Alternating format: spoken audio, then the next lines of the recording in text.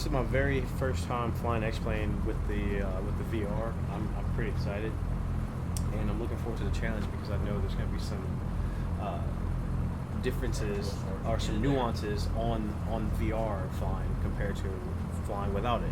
So here we go.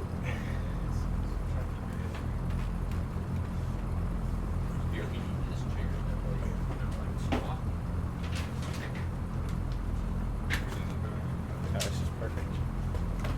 All right.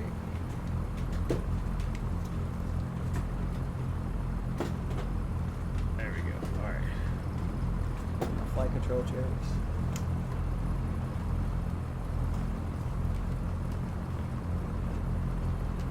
It's badass. All right, everybody buckle up. Oh, everybody buckled. I'm not buckled up. My door's locked. Oh, my seatbelt's buckled, but it's not on me. But it's buckled, so here we go. Now, this is going to take some getting used to because I literally think I'm in the plane. You know what I mean? So, like, I'm reaching for buttons and controls that are not there. So that's tight. That's tight. Now, I need, where... Don't tell me. Don't tell me. Okay, here we go. All right. Here we go. Do a little run up. Where's my clicker? I need a clicker. Yeah. So I can point and click and functions in the cockpit. Reach forward to your You don't really need that for functions, so use your hand. Put the controller down. This Okay. is gonna be. So, what are you trying to do? I want to do a mag check, turn my lights on, turn the GPS on. I don't. Adjust altitude. Okay, all right. Just, Here we so go. here's your throttle. I don't know what the blue is. That's propeller. The propeller puts.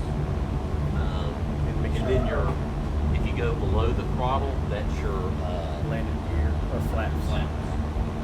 No flaps up.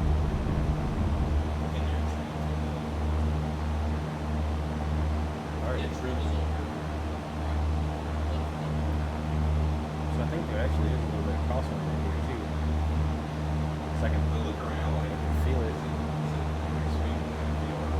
Yes. And this actually somewhat depicts Tuskegee. So I just took off 1-3.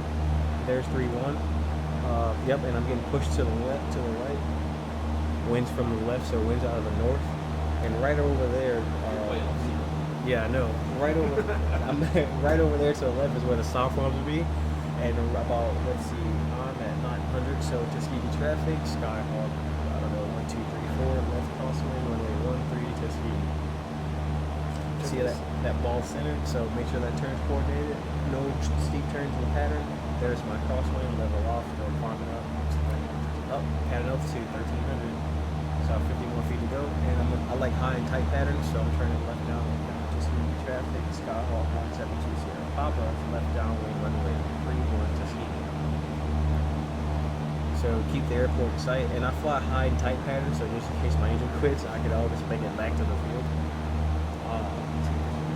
Now, what I will be looking for here at this point, I've been looking for to the Tuskegee Lake, probably way high, but yeah, the Tuskegee Lake should be over there, and then right that way should be the university. I'm 1,700 feet, so 400 feet high. Yeah, let's do that. Tuskegee traffic, Skyhawk. Well, actually, no, I'm going to just continue downwind and make a proper pattern departure. So I'm going to climb up to 2,000 feet.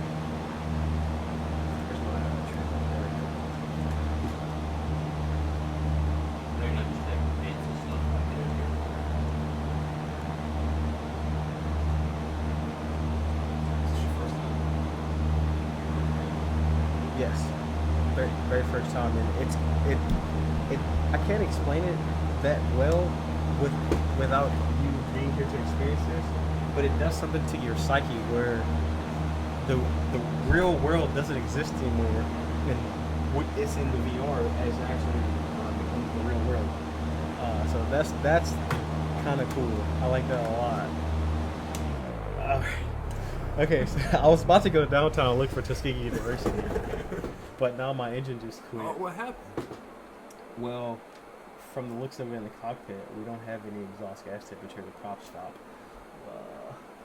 I don't know what happened, but I tell you what, the airport's that way, so I'm just gonna turn to it, and I'm real slow right now. So I'm gonna pitch for 70, 'cause that's a Okay. good number. What you gonna do next?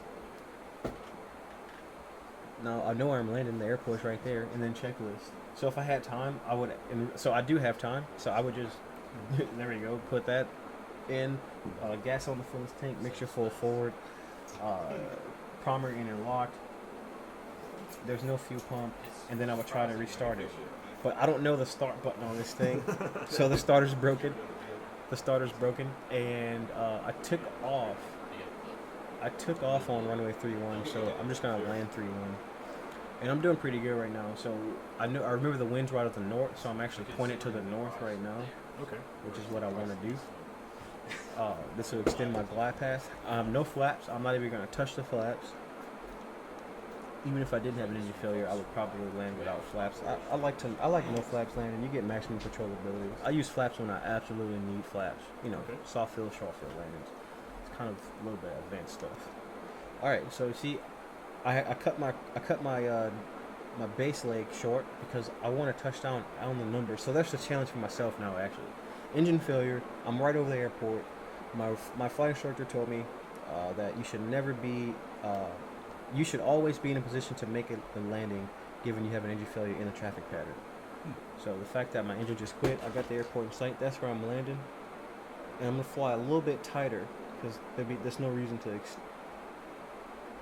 no reason that I should not hit my mark when I'm here at the airport. Slow down a little bit. I'm fast, and the reason why I want to slow down. Slow down right there. Adjust your trim. So in order to slow down, you actually pull back and pitch up. So in order to slow down, you point the nose to the sky. To speed up, you point the nose to the ground. Yeah. All right. So Just you're basically you're your glider now. yep, I'm a glider. As long as my wings are there, I got wings. I can fly this plane going down. And see, I turned it way too tight, but that's okay. We're gonna be fine. And it is actually harder to do this on a simulator than it is in real life. It's a good thing. Right.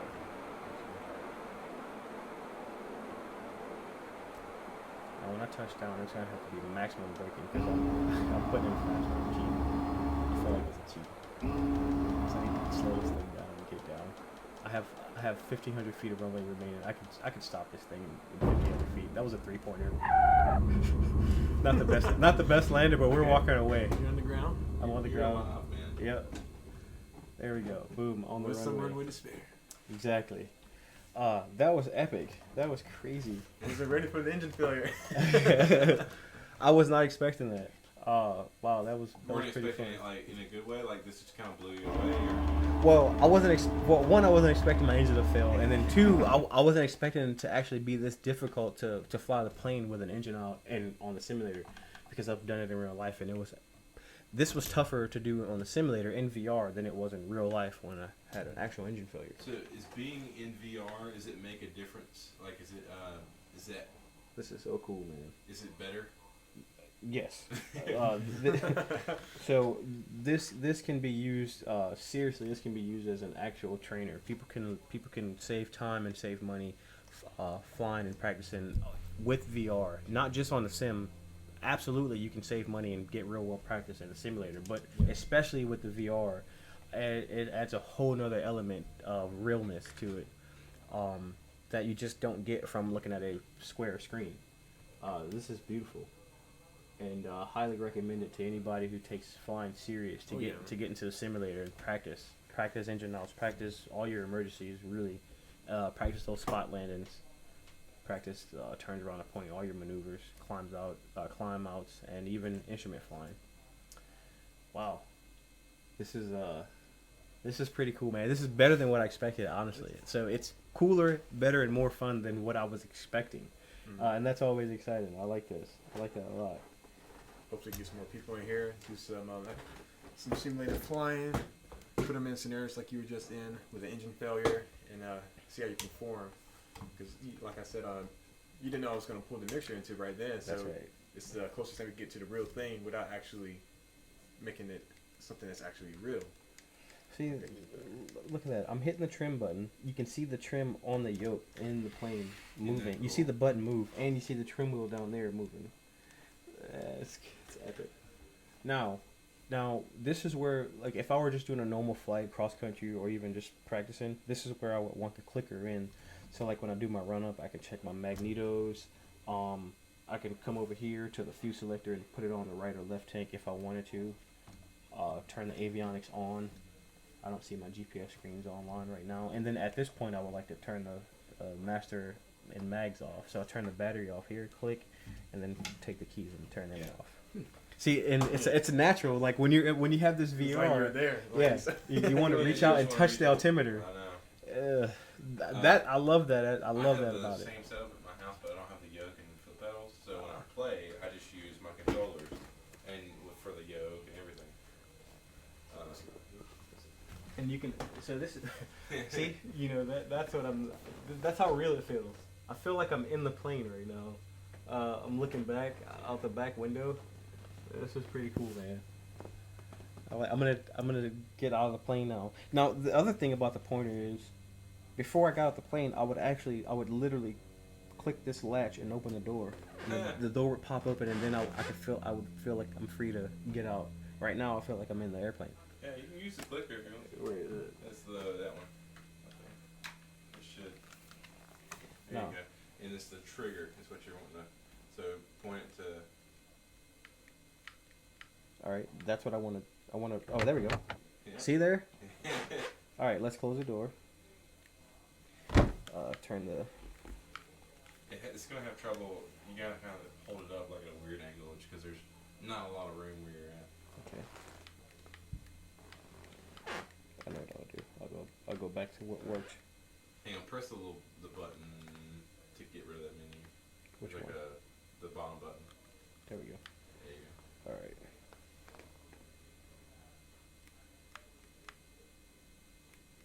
How do I?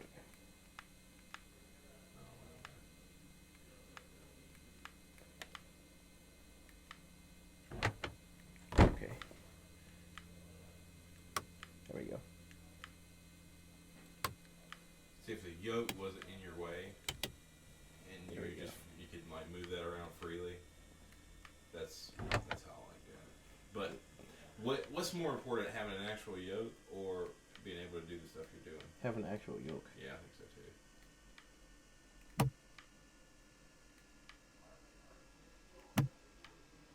What does that do? Change the fuel? Yeah. Put the fuel on one tank because they're cross vented. So whenever I shut down, you put the fuel on the left tank. Just check the checklist stuff.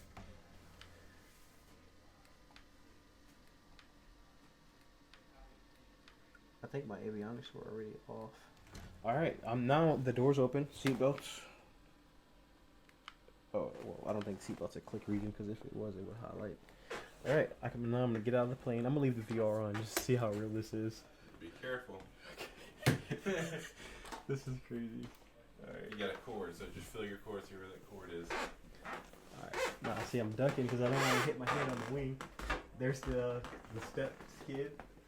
Get out of the place. I gotta walk to the door. Sorry, guys. See, in theory, I could actually just go and move about the airport. This is crazy. This is crazy, dude. I love this. See, I forgot.